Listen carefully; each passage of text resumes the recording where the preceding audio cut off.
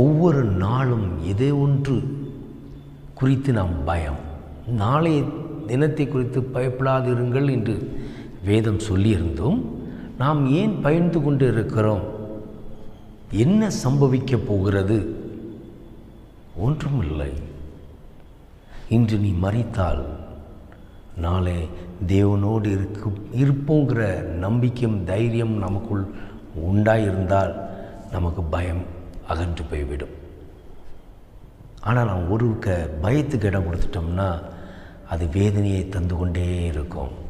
அப்படி பயந்து நடக்கிறவன் தேவனுடைய அன்பிலே பூர்ணப்பட்டவன் அல்ல, அவன் புறமே தள்ளப்பட்டவன்.